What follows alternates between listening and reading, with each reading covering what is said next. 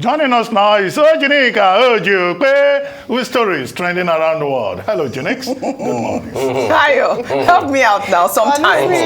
You can't. You know, I know what to do after. Next week, we're going to prepare. It's February 1st, isn't it? Yes. Good morning, Dr. Abati. Good morning, Ayo. Good morning, Rufai. It's the month of breakfast. Yes. Both relationship breakfast and political breakfast. I don't know what you're talking about. Well, all right. Good morning to you, viewers. Here are some of the stories that are trending across the globe. In the United Kingdom, Sonia Ekweremadu, daughter of Nigeria's former Deputy Senate President, Ike Ekweremadu, was absent from court on Monday, where she and her parents are facing criminal charges. Sonia's defense team said she was unable to attend court as she is currently in hospital with an unspecified condition. Her lawyers have also submitted a psychological report claiming that she is not fit to stand trial. The court adjourned the trial to allow the prosecutors examine the report. In the United States, actor Alec Baldwin and weapons specialist Hannah Gutierrez-Reed were formally charged on Monday with involuntary manslaughter in the fatal shooting of cinematographer Helena Hutchins on the set of the movie Rust. The charge comes nearly 2 weeks after Santa Fe District Attorney Mary Carmack Altwies first announced that Baldwin and Gutierrez-Reed would be prosecuted for what authorities describe as a pattern of criminal disregard for safety. Baldwin and Gutierrez-Reed have maintained their innocence and have vowed to fight the charges. In the Democratic Republic of Congo, Pope Francis on Tuesday demanded that foreign powers stop plundering Africa's natural resources for the poison of their own greed, as he arrived the country to a raucous welcome by Congolese faithful as the leader of the Catholic Church focused the world's attention on their forgotten plight. Tens of thousands of people lined the main road into the capital Kinshasa to welcome the 86-year-old pontiff after he landed at the airport. Under sports, the French government says it's fast-tracking special legislation for the 2024 Paris Olympics that would allow the use of video surveillance assisted by artificial intelligence systems to ensure the smooth running of the events, which will attract 13 million spectators. The proposal comes as France seeks to avoid a repeat of the chaos of last year's Champions League final between Liverpool and Real Madrid at the Stade de France, where fans, including children, were tear-gassed and many supporters complained they were mugged around the stadium. Oh, that's my John. Finally, on our entertainment, Sony Pictures announced on Tuesday that a fourth sequel for the critically acclaimed action-packed comedy Bad Boys, featuring the duo Will Smith and Martin Lawrence, is in pre-production. The reports alleging that the untitled Bad Boys sequel, which follows the 2020's Bad Boys for Life, was put on hold after Will Smith's infamous slap at the Oscars in March last year was disputed by Sony Pictures chief Tom Rothman. In a video posted on Instagram, Will Smith filmed himself driving to Martin Lawrence's house to announce the return of the sequel. But this is Bad Boys 4. It's official. That's right. Look at this mess. It's carnage. I didn't do all this. You didn't shoot anybody? Well, come on, Cap. You know I shot some people. Yeah. Cause it's Bad Boys for Life.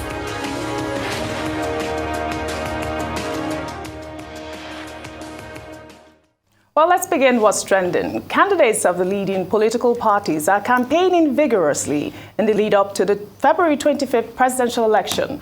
On Monday, the People's Democratic Party's flag bearer, Atiku Abubakar, took his campaign to Sokoto, where he sympathized with the people of the state over bandits' activities resulting to many deaths and promised to end insecurity and boost the country's economy if he becomes president. We intend to put more boots on the ground, equip our men, and also work with the state government to see who will have state police.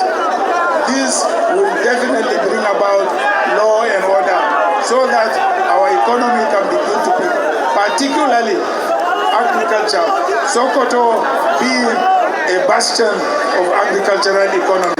Well, the Labour Party's presidential candidate, Peter Obi, took his campaign to Atiku's home state of Adamawa, where he promised to build a new Nigeria if elected president. He also assured Nigerians that he will do everything possible to fight insecurity. All the country has done in the past 20 years is to manufacture poverty. To manufacture insecurity. To ensure that people are unemployed. To make our youth suffer. To bring misery to all the family. That is what we are saying. It has come to an end. Well, Bola Ahmed Tinubu, the presidential candidate of the All Progressives Congress, took his campaign to Peter Obi's home state of Anambra, dressed in the traditional ISI AGU regalia, and was welcomed by a large crowd and masquerades. Tinubu at the rally said Obi, the state's former governor, lives in Lagos because he is guilty of not developing his home state and is a danger to those who will fall for his misrule. He urged the people of Anambra not to vote for him because he is incapable of keeping a promise. I'm not afraid of anybody. And I don't worry. The man who left here, he called himself Peter Obi. We read in the Bible that before cock crows 3 times, he will deny Jesus Christ.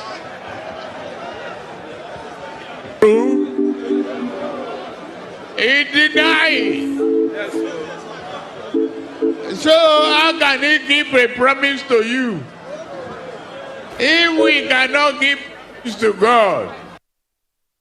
Well, social media was awash with reactions on Tuesday after the APC flag bearer, Bola Ahmed Tinubu, at the party's presidential campaign rally in Calabar, the Cross River State capital, slammed the President Muhammadu Buhari-led government over the depreciation of the nation's currency. Well, according to Tinubu, when the government took over, the Naira-dollar exchange rate was about 200 Naira to a dollar, but has depreciated to about 800 Naira to the dollar on the parallel market. Let's take a listen before we take some reactions. Don't let them lie to you about change of currency. They've never understand what inflation is all about. They never understand what money laundering is all about. They never understand keeping our currency in the dark corner of their room. To change and torture, move the exchange rate from 200 to 800. If they have repaired it, if they have arrested this, we won't be where we are today. We will be greater. They don't know the way. They don't know how to think. They don't know how to do. Let's take some reactions. They moved the exchange rate from 200 to 800. They don't know the way. They don't know how to think. They don't know how to do. Please, who are they Tinubu is referring to? Because it is a sin to vote they. Well, Santos wrote, Tinubu is boldly and publicly attacking Buhari and his government. This man is vicious. Can you imagine this man suddenly distancing himself from Buhari? Where is Garba Shehu, Femi Adesina, Lai Mohammed? By the way, is Festus Keyamo there while Tinubu attacks Buhari? Well, in the meantime, amid the outrage emanating from the CBN's cashless policy and the scarcity of the redesigned currency, A video posted on Twitter by a person who goes by the name Shehu revealed a group of volunteers who have organized a cash swap program for their community in the name of Bola Ahmed Tinubu, the APC flag bearer. Let's take a look before we come back for a discussion. As you can see, the incoming President of the Federal Republic of Nigeria, Alhaji Bola Ahmed Tinubu AGU. The ongoing program is proudly sponsored and powered by Tinubu Mobilization Squad.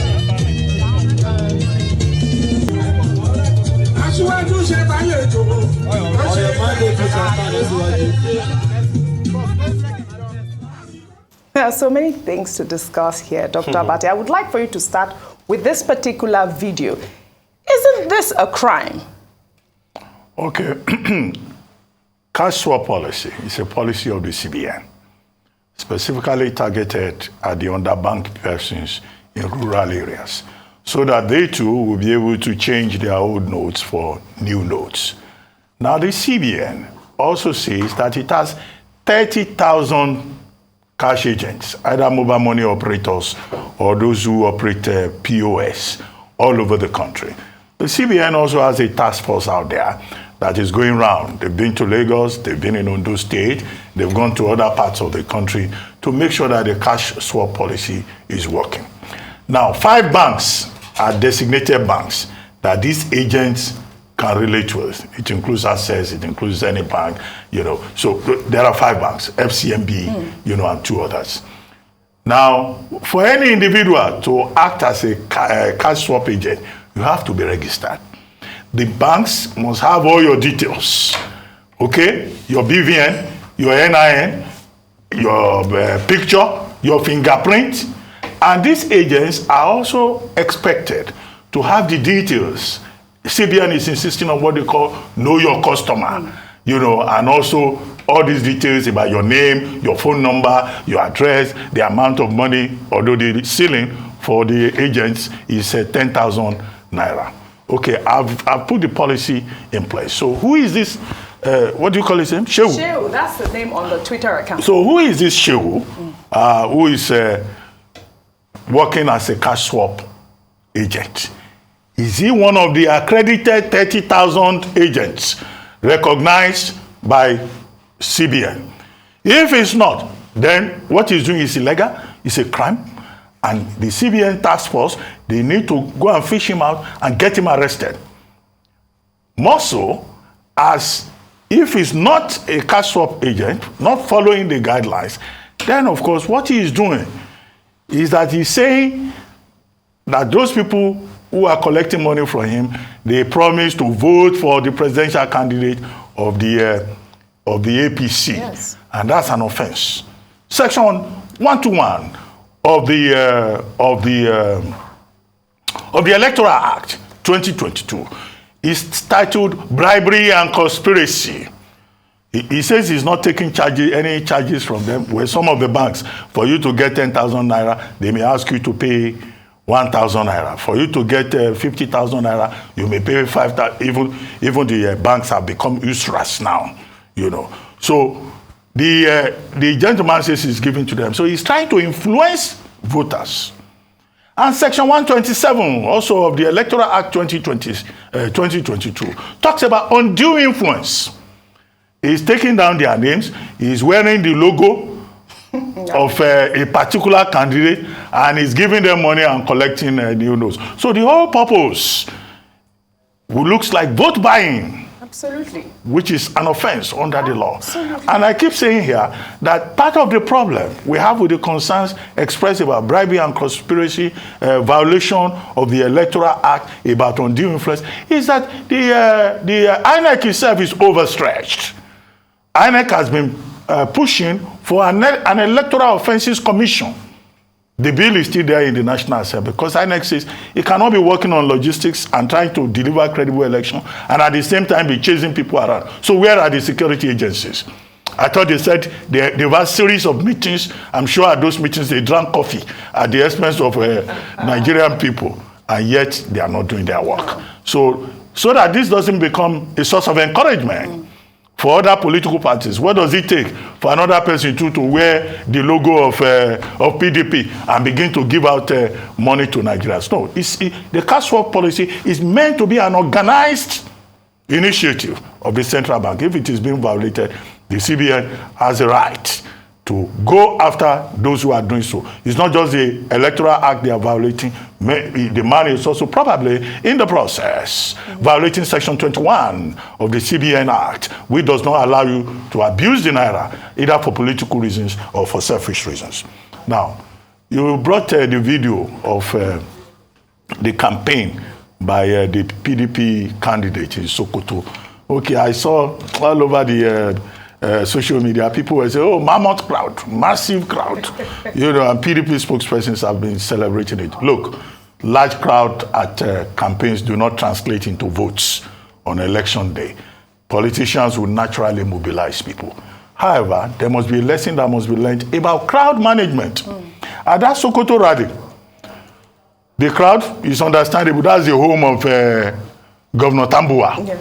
You know, who is leading the campaign for the party, he and Governor Udom Emmanuel. So, I mean, you expect that he will do a great job in his own home state as DG of the campaign. However, there was a problem after that rally. There was a stampede at the gate, and one woman died. One woman died. Our colleague, not just one woman, Ajia former president of NAWOJ, chairman of NAWOJ, that's the National Association of Women Journalists, of Sokoto chapter. She fell down, she was rushed to the hospital, she couldn't make it, just because there was a stampede at the end of the exercise. So we want to appeal to the political parties. In these 23 days remaining before we have the presidential election, they have to pay attention to crowd management so that people will not be dying anyhow, because some people want to realize their ambition. For Adamawa, where the Labour Party presidential candidate and his running mate went to campaign, the big issue in that particular case is that the gubernatorial candidate and other candidates of the Labour Party in that state refused to show up. And their complaint was that the party has not been carrying them along. That, if it is true, as reported, that would be a major minus for, you know, the Labour Party. And then from there, we saw in Anambra the candidate of the APC, and he was attacking Peter Obi, whom he described as Mr. Stingy. Anyway, in any case, we said verbal violence, verbal abuse, politicians should stay away from all of that, and they should try to keep the higher ground. And it's not only Bola Ahmed Tinubu that is criticizing day. I think on television this morning, even Governor Nasir El-Rufai, you know, said more or less the same thing about fuel scarcity, about policy, redesign policy, and the fact that he believes that there are fifth columnists in the presidential villa who are working against the party and who do not want the APC to win. So it looks like it's not only the PDP that they have division, there is also serious division in the APC. Absolutely, Dr. Abati. I'd like to take that video of Nasir El-Rufai. He spoke on live television where he said that, you know, powers in Aso Rock are against Tinubu. I believe that there are elements in the villa that want us to lose the elections because they didn't get their way. They had their candidate. Their candidate didn't win the primaries. And I think they are still trying to get us to lose the elections. And they are hiding behind the president's desire to do what he thinks is right. Rufai, over to you. At first, Mr. Tinubu and what he said as regards 200 naira to 800 naira was totally correct. And I'm happy that Mr. Tinubu himself has also confirmed that those they brought in 2015 cannot think. They don't know anything about inflation. And it's not me, his words here. And I'm happy they've sounded it out because I keep asking, when you want to campaign, you campaign on the record of the predecessor. And it is obvious that Mr. Tinubu has come out to say that the record of, what is it called, the incumbent is not good enough. So those things are facts. And it's good, he says, no matter how much they try to spin it in the coming days, it is good, he says it. But I also like to advise, it's not time for him to keep up with these abuses. You know, we've had a little bit too much of all this abuse. Please, it's time we stop it. The infighting in the Labour Party is a sad one, because this is not the first time it's going to happen. It also happened in Port Harcourt. The Labour Party should also watch it, where there's discordancy between the National Secretariat of the party and the candidates for governorship in that state. What that man was doing is vote buying 2.0. That's it. And let's not deceive ourselves, but this is not the first of its kind. You remember how we argued that giving trader money a couple of months to election was vote buying. So this is just vote buying 2.0. And that man, his face is on camera. I don't see why he should not be summoned and arrested and let the full course of the law take its course for vote buying. It's as simple as that at ABC. What Mr. El-Rufai said is a reflection of what is going on. Mr. Peter Obi wrote an article over the weekend that talked about the Cold War between Buhari and Tinubu. There's actually a Cold War going on. That's what it appears to be. You can feel it from the body language. Absolutely. And based on that article, Mr. El-Rufai has been able to confirm today that actually some people in Buhari's cabinet don't want Tinubu to go there. That's why I say it's going to be a month of breakfast. Absolutely. Happy I'd like watching. Ayo to speak quickly. Just very quickly on the agent. Even if he were an agent of the CBN, no one has the right to compel Nigerians to vote for a particular candidate on the promise of offering a service, not to talk of access to our national currency. I hope, like Rufai has mentioned, his face is on TV. Yes. That INEC could show, and CBN would use him as an example and as a strong message to others as a deterrent. We cannot flagrantly continue to disregard the laid down laws. Thank you very much, for your Ojyokpe. great analysis, as always. Well, that's all I have for you on What's Trending today. I'll see you all tomorrow.